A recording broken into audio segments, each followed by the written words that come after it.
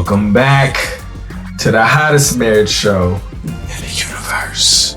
It's I, John D. and Kanika, aka Do. And Too Much Podcast. Good afternoon, my love. Hello, how are you? I'm warm on the inside. Aw. You know why? Why? I really enjoy being around you. Aw. But not only that, I do look forward to really learning you, growing with you. Mm-hmm. I guess the reason why I feel this way is because there was a time where I didn't feel this way, and I felt like when I look at what that life could have looked like, it doesn't look like it got here. Oh, yeah, I wouldn't have. I know, that's what I'm saying. My mindset is just totally different. So I just so happy I get to do this, found ways to improve the previous day with you every day. Aw. I know it'd be sounding like mushy, but I'd be really blessed on the inside. I'd be feeling warm. So thank you. Oh, that's nice. You feel warm. Mm. I love that. Yeah, you give me that, it's like an energy I can't explain. You know what? I don't feel warm. I feel protected. Everything you do now is so, now I wouldn't say it's all focused on me, but there's so much care.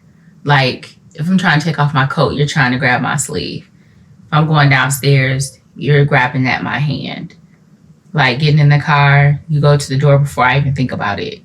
And that's little stuff. Even getting my plate to eat, or do you need anything? Do you want anything? Now, I think my COVID bout helped to get you to the point where you could care for me in a sick state, because Lord knows. I didn't really know how to do it. I didn't know what it looked like. But, and people always make jokes about that, because it's and my brothers used to love to make jokes. Whenever John is sick, John will, it's going to be real. It's going to be, he puts on 3 sweatsuits. He puts tissue up in his nostrils. And he's like, oh my God, oh my God. And then my brothers, John doesn't do this, but they swear that he grabs the mug and then has to hold it with both hands. Because we're clowns, me and my brothers. But when John is sick, or the kids are sick, the house has to continue to run. But do you need orange juice? Do you need medicine? Do you need, let me clean up wherever you've been so that, whatever the case may be. And then when I'm sick, I'm just and then the house be moving. Or the people will come to the door and talk to me and request things from me from the doorway. It don't ever really stop for me. However, this last time it was I heard you trying to work with them on math, even though they would both come in and ask some questions. I heard you handling business. I heard you were definitely handling managing the household, checking in on me, make sure I had some. And I can't say that I always have had that. So I love that living this life with me, you have a warm feeling about it. That's beautiful. Yeah. And I would say that I feel like your arms are always around every part of me. I'm trying. If they're not at any point, I just didn't know, or I was just absent-minded. So I hope that if there's a moment that you feel where is he? And I'm not there, it's because I just didn't know. It's not I'm gonna make her mad with this one. I feel like she's been getting too much. Oh no, I don't think. Let's starve her out a little bit. Yeah, I don't think you would take advantage. That's what I'm saying. So I think the problem is when a lot of guys think that women will take advantage of them. And I think that other people's opinions will say that somebody's taking advantage of them. I wouldn't do all of that. I don't know anybody who would do that. So she's taking advantage of you. But I'm doing this because, to me, I'm doing it because it makes you happy. And it's not it's not compromising me at all. If I don't do this, it's it's not going to make me happier. But if I could do this and it's no problem, why the heck wouldn't I want to find a way for you to feel just another happier step in your life? Mm-hmm. You know what I'm saying? And I think a lot of times in relationships, people are comparing to what other people has done to them, hasn't done to them, and they just don't know what it's supposed to look like. So with me, regardless if anybody says I wouldn't do all that, that's the reason why you're not in this relationship, because I'm the one built for it. And I want you to feel the way that I do at some point, where you feel warm. I know the protection, like I want you to feel that too. You know what I'm saying? And I know you weren't always protected in so many different ways, but now, like, I'm looking to fix those blind spots I had in this relationship. And I feel like now, like, you're open to telling me, like, hey, I need my back covered. And I'm like, okay, you know what I'm saying? So I'm more open-minded to filling those spots I didn't know about. So that's why I'm so blessed that we're here. True enough. Do you think that, so, you know, when you're talking about taking advantage of, so if now I'm used to you doing certain things, and now I'm expecting not just you to do this, but it to carry on into other things, when does it start to look like somebody's taking advantage? It's like we're looking at a behavior and we're expecting it to continue and expand into other things. So how is it taking advantage? Why would someone think that? If I'm doing it and I'm complaining about it, okay, and like you're not grateful enough for me to feel like I should keep doing it. Oh, so is it the idea of continuing to show that you're grateful for whatever this person is doing? So no, I don't really care if you're grateful or not. I feel like your happiness shows me that you're grateful. Okay. Like some people feel like they want to be like, they want it returned. They want it reciprocated. I'm doing this because it makes you happy. That's it. I'm not doing this to get anything other than you being happy, because your happiness to me, I feel like, is the goal. A happier you creates a better product, right? So that's what it is. So if it becomes an expectation that you do something, I think that it's only right to continue to show appreciation for it, even if it's an expectation. Like, even if I got into the point where I expected you to open the door for me and it's second nature, he's going to be here to open the door for me, I should still say thank you. Absolutely. When you do it. Yeah, maybe that's another thought, is when people stop saying thank you. It's like, I don't have to do this. I'm doing it. Yeah. But from your perspective, people being inconsiderate. Yeah, but from your perspective, it's like, I'm not doing it for the because I've gotten past. Yeah, but I'm saying, if you want somebody to keep doing it, a lot of people have not gotten where I am. Like, if you wanted to keep doing it, you have to like make the person feel appreciated for doing it. It's almost like, you expect this? I don't have to do this. That's true. You know what I'm saying?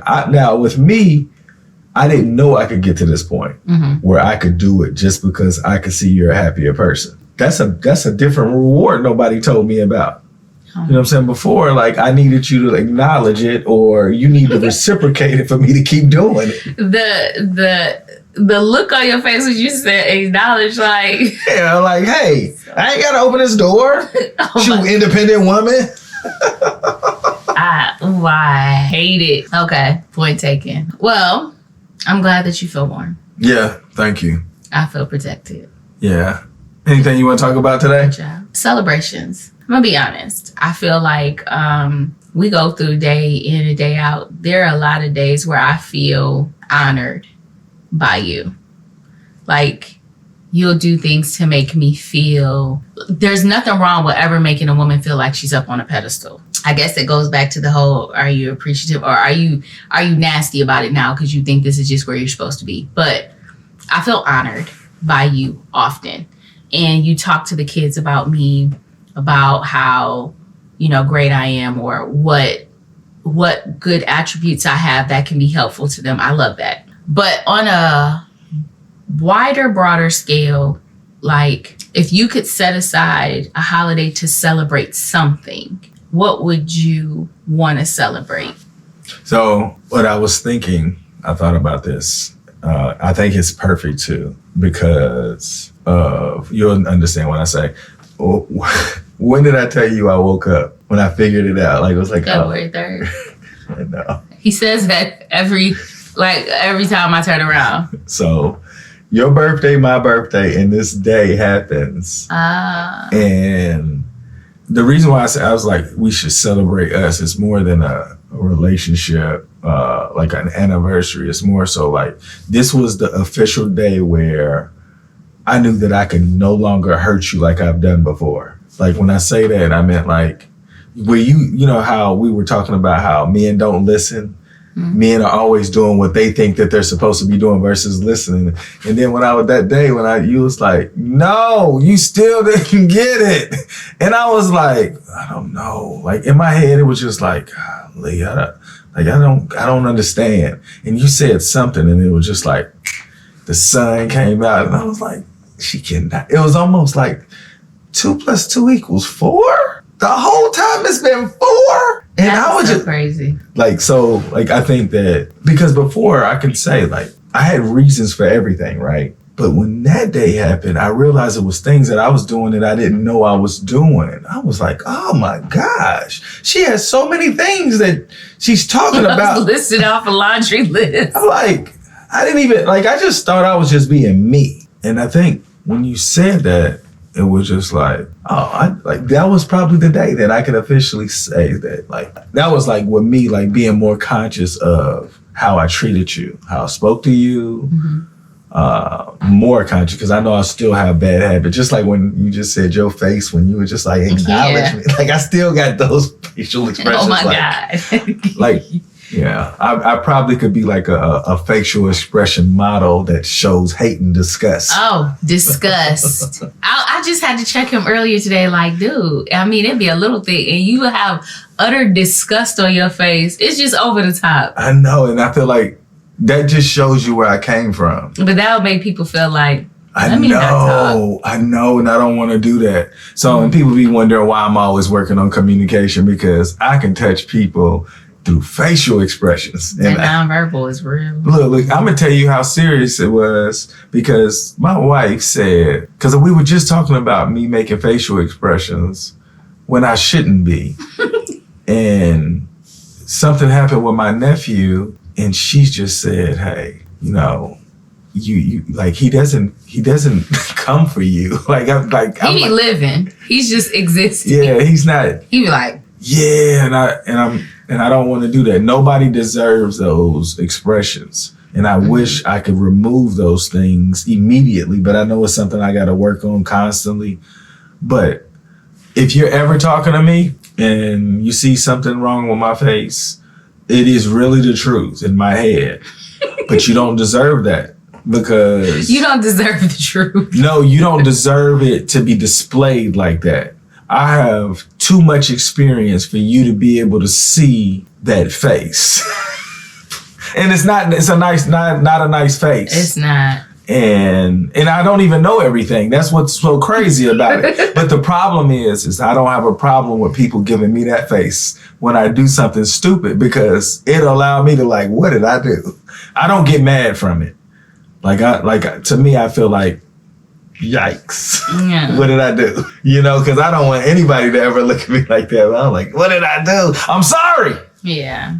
Yeah. But yeah, that's what I would do. That it would be the holiday to celebrate us, when I knew that I could no longer hurt you that way anymore. Because I felt like I just think about from that day, like, we still got into it a lot of times, but they started looking differently when it was coming out, the way we played it, like the way we responded, the way that we came back. Like I felt like it just started to get better. It started to get like an expectation of, if we're going to get into it, it has to go like this or we're not going to talk. It was like me kind of listening to how you wanted it to be done, because the way that I was doing it wasn't working.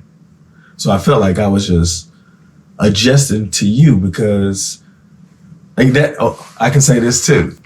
It was like around the time where I feel like I kind of understood you. It was like, John, I'm not trying to hurt you on purpose. And I couldn't understand that, because I felt like when you did things, I was like, you was doing it on purpose. And then it was like, why would she do it on purpose? And I could not understand that, because I feel like, why do I feel this way? The only way I feel this way is because somebody did something on purpose. And I think that was my problem. But that helped during that moment. I was like, I think I became vulnerable to you. I think it's fun. I don't remember this conversation. I remember when you're talking about, I had a laundry list of things. I don't remember exactly what I said, but I could agree. After that, I told a cousin one time when she was dating this guy, I said, you have to think of it as you're in a canoe and y'all are both pedaling. You have your oars or whatever.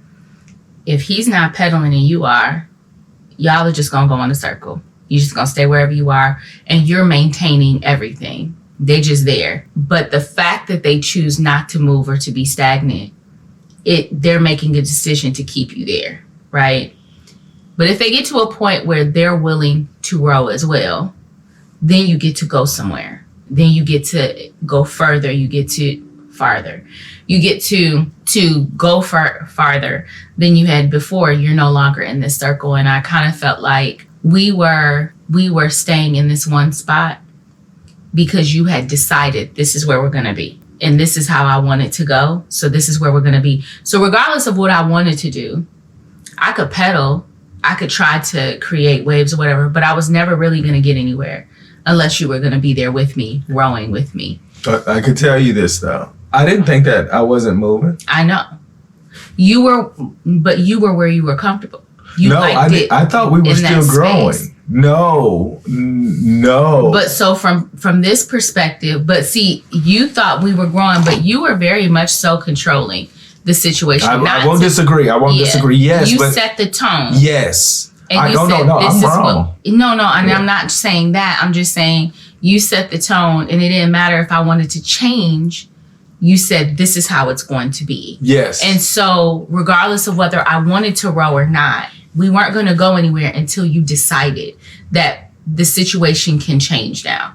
And so when that time came, and it's weird because we had similar conversations to that multiple times in the months before that, going back and forth. And for some reason, that day was the day you were like, wait, what? I just now heard what you were saying.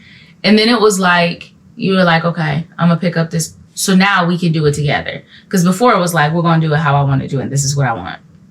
And we weren't going to go anywhere that you didn't want to go. I can only say that I probably just wasn't listening. I understand. And I thought I was, though. I understand. And wherever my words were that day, they were effective that day, and they just weren't effective the previous days. And that's fine.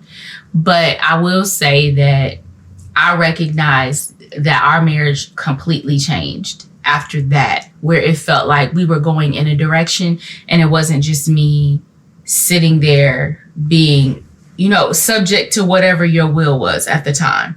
It really felt like you stepped back and was like, oh, okay, we can, like, let me use the